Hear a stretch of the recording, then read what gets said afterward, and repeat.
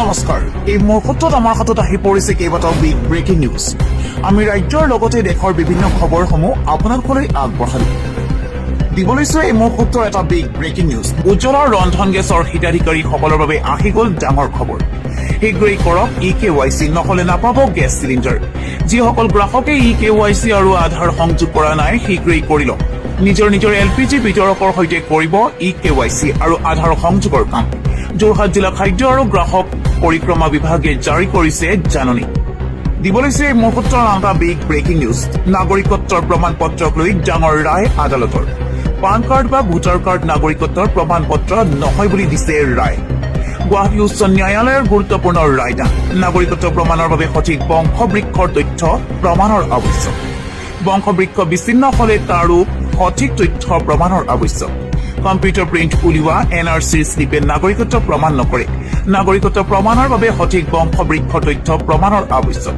বংশবৃক্ষ বিচ্ছিন্ন হলে তাৰো সঠিক তথ্য প্ৰমাণৰ আৱশ্যক এগৰাকী লোকক বিদেশী ঘোষণা কৰা ৰায়ৰ প্ৰত্যাহ্বানৰ গোচৰত এই ৰায়দান দিছে দিবলৈছে এই মুহূৰ্তৰ আন এটা বিগ ব্ৰেকিং নিউজ ভাৰতৰ ভূমিত ভয়ংকৰ আগ্ৰাসন চলাইছে ৰঙা চীনে উত্তৰ পূবক লক্ষ্য কৰি অৰুণাচলত চীনৰ অবাধ বেদখল চলিছে চীনৰ পিপলছ লিবাৰেশ্যন আৰ্মীয়ে অৰুণাচলৰ ভূমিত নিৰ্মাণ কৰিছে শিবিৰ আকাশ মাৰ্গৰ পৰা তোলা ছবিত পোহৰলৈ আহিছে বিস্ফোৰক দৃশ্য টাকছিং সীমান্তৱৰ্তী ভাৰতৰ ভূখণ্ডত চীনে নিৰ্মাণ কৰিছে শিবিৰ ভাৰতৰ ভূমিত চীনে নিৰ্মাণ কৰিছে পথ দলং শিবিৰ স্থানীয় লোকে গৰু ম'হ চৰোৱা স্থানত PLA আগ্ৰাসন 6 বছৰ আগলৈকে ভাৰতৰ নিয়ন্ত্ৰণত থকা ভূমিত এতিয়া চীনৰ আগ্ৰাসনক লৈ এতিয়া শংকিত হৈ পৰিছে সীমান্তবাসী জিলা আয়ুক্তৰ জৰিয়তে কেন্দ্ৰীয় চৰকাৰলৈ পত্ৰ প্ৰেৰণ কৰিছে স্থানীয় বাসিন্দাই দিবলৈছে এই মুহূৰ্তৰ আন এটা বিগ ব্ৰেকিং নিউজ মাংগলিক বিবাহ অবিহনে বৈধ নহব আইনী বিবাহ কেৱল আইনী বিবাহক প্ৰদান কৰা নহব সামাজিক স্বীকৃতি পৰম্পৰাগত ৰীতি নীতিৰে বিবাহ অনুষ্ঠিত নোহোৱালৈকে বৈধ নহব বিবাহ প্ৰথমবাৰৰ বাবে উচ্চ ন্যায়ালয়ে দিলে এই বৃহৎ ৰায়দান UCC আইনী বিবাহক সৰ্বোচ্চ মৰ্যাদা দিয়াৰ বিপৰীতে ন্যায়ালয়ৰ বৃহৎ ৰায়দান হিন্দু বিবাহৰ ক্ষেত্ৰত মাংগলিক ৰীতি নীতি অপৰিহাৰ্য আখ্যা মাংগলিক পৰম্পৰাগত বিবাহে পৰিয়ালক সংস্কাৰ আনে হিন্দু বিবাহক লৈ এইদৰে ডাঙৰ মন্তব্য উচ্চ ন্যায়ালয়ৰ কেৱল গান বাজনা নৃত্য ভোজনেৰে বিবাহ সম্পূৰ্ণ নহয় গুজৰাট উচ্চ ন্যায়ালয়ে হিন্দু বিবাহক লৈ দিলে এই ৰায়দান দিবলৈছে এই মুহূৰ্তৰ আন এটা big breaking news lakh lakh কৃষকৰ বাবে ডাঙৰ খবৰ এক্টিভ কৰি ৰাখক বেংক একাউণ্ট মোবাইল ফোন 9 দিনৰ ভিতৰত কৃষকৰ একাউণ্টলৈ যাব 9,000 কোটি টকা আগন্তুক 9 দিনৰ ভিতৰত কৃষকসকলে লাভ কৰিব ভাল খবৰ কৃষকসকলৰ একাউণ্টলৈ চৰকাৰে হস্তান্তৰ কৰিব 9,000 কোটি টকা এই ধনৰাশি পৰ্যায়ক্ৰমে কৃষকসকলৰ একাউণ্টত জমা হ'ব DBT যোগে পোনপটীয়াকৈ কৃষকৰ নিজা বেংক একাউণ্টত জমা হ'ব এই ধন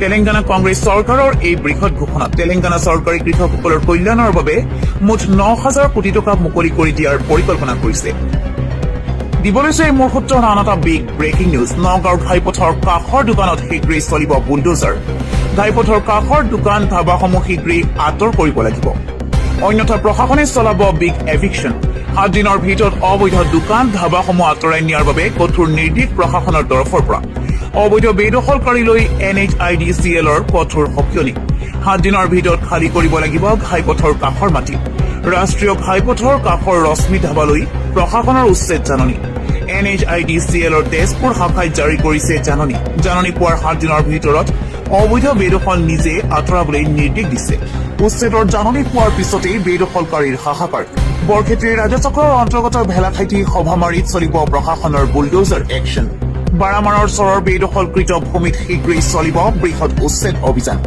200তকৈও অধিক বেদখলকাৰীলৈ উচ্ছেদৰ জাননী জাৰি কৰা হৈছে ৰাষ্ট্ৰীয় ঘাইপথৰ কাষৰ ৰশ্মি ধাবালৈ প্ৰশাসনৰ উচ্ছেদ জাননী NHIDCLৰ তেজপুৰ শাখাই জাৰি কৰিছে জাননী পোৱাৰ 7 দিনৰ ভিতৰত অবৈধ বেদখল নিজে আঁতৰাবলৈ নিৰ্দেশ দিছে দিবলৈছে এই মুহূৰ্তৰ এটা বিগ ব্ৰেকিং নিউজ নামনি অসমত আকৌ চলিব বৃহৎ উচ্ছেদ অভিযান এইবাৰ বৰক্ষেত্ৰীত প্ৰায় 700 বিঘা ভূমিত চলিব বৃহৎ উচ্ছেদ 15 দিনৰ ভিতৰত ঘৰ খালী কৰাৰ জাননী বেদখলকাৰী উচ্ছেদৰ জাননী পোৱাৰ পিছতেই বেদখলকাৰীৰ হাহাকাৰ বৰক্ষেত্ৰী ৰাজচক্ৰৰ অন্তৰ্গত ভেলাখাইটি সভামাৰীত চলিব প্ৰশাসনৰ বুলডোজাৰ একশ্যন বাৰামাৰৰ চৰৰ বেদখলকৃত ভূমিত শীঘ্ৰেই চলিব বৃহৎ উচ্ছেদ অভিযান 200তকৈও অধিক বেদখলকাৰীলৈ উচ্ছেদৰ জাননী জাৰি কৰা হৈছে দিবলৈছে এই মুহূৰ্তৰ আন এটা big breaking news One Nation, One Ration Card.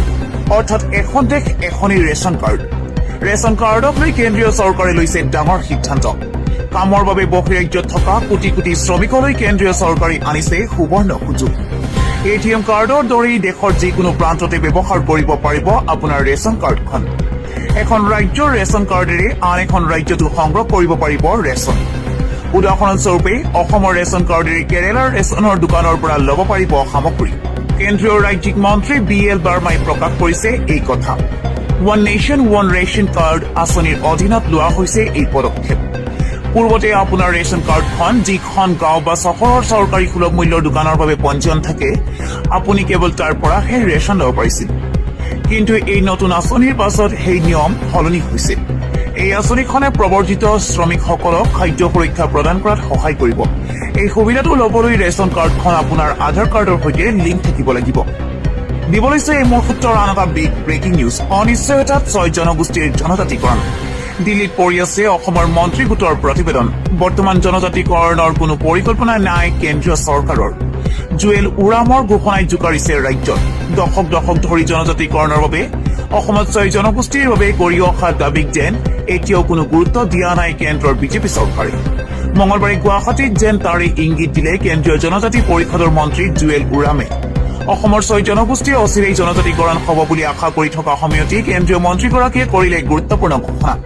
বৰ্তমান জনজাতিকৰণৰ কোনো পৰিকল্পনা নাই। উল্লেখ্য যে অসমৰ 6 জনজাতিকৰণৰ বাবে ৰাজ্য চৰকাৰে গঠন কৰি দিয়া 3জনীয়া মন্ত্ৰী গোটৰ প্ৰতিবেদন যোৱা ডিচেম্বৰত অসম বিধানসভাত গৃহীত হৈছিল। জনজাতিকৰণৰ সমৰ্থনত বিধানসভাত দাখিল কৰা প্ৰতিবেদন কেন্দ্ৰীয় চৰকাৰলৈও পঠিওৱা হৈছিল। ইয়াৰ পিছতে 6 জনগোষ্ঠীৰ মাজত উৎসাহ দেখিবলৈ পোৱা গৈছিল। কিন্তু জনজাতিকৰণ দূৰৰে কথা। এই পৰ্যন্ত প্ৰতিবেদন বিবেচনাতে আছে বুলি তাৎপৰ্যপূৰ্ণ মন্তব্য কৰে কেন্দ্ৰীয় মন্ত্ৰী জুৱেল ওৰামে। দিব লৈছে মোৰ সূত্ৰৰ আন এটা বিগ ব্ৰেকিং নিউজ। অৱশেষত গৰিমা শইকীয়া গাৰ্গৰ হাতত তুলি দিয়া হ'ল জুবিন গাৰ্গৰ সম্পত্তিৰ প্ৰমাণ পত্ৰ। অধিবক্তাই হস্তান্তৰ কৰিলে জুবিন গাৰ্গৰ সম্পত্তিৰ প্ৰমাণ পত্ৰ। 23 জুনত আদালতত জাৰি কৰা হৈছিল সম্পত্তি হস্তান্তকৰণৰ নিৰ্দেশনা। 23 জুনত আদালতে জাৰি কৰা হৈছিল সম্পত্তি হস্তান্তকৰণৰ নিৰ্দেশনা। জুবিন গাৰ্গৰ মৃত্যুৰ পিছত উত্তৰাধিকাৰী হিচাপে সম্পত্তি লাভ কৰিলে গৰিমা শইকীয়া গাৰ্গে। জুবিন গাৰ্গৰ বেংকত জমা থকা টকাৰ পৰিমাণ মাত্ৰ 9,63,000 টকা। মুম্বাই চাৰ্টাৰ্ড বেংকৰ 2টা একাউণ্টত জমা আছে মাত্ৰ 4,51,000 টকা। একেদৰে ফাঁচী বজাৰৰ ICICI বেংকত জমা আছে 1,67,000 টকা। মিউচুৱেল ফাণ্ডত বিনিয়োগ কৰা ধনৰ পৰিমাণ হৈছে 3,45,000 টকা। এই আটাইখিনি ধন পত্নী গৰিমাই ব্যৱহাৰ কৰিব পাৰিব আৰু আদালতত কান্দি কান্দি প্ৰমাণ পত্ৰ হাতত তুলি ল'লে গৰিমা শইকীয়া গাৰ্গে। এয়া মোৰ বাবে এটা মানসিক যুদ্ধ। এনেকুৱা এটা দিন আহিব বুলি মই জীৱনত কেতিয়াও ভবাই নাছিলো।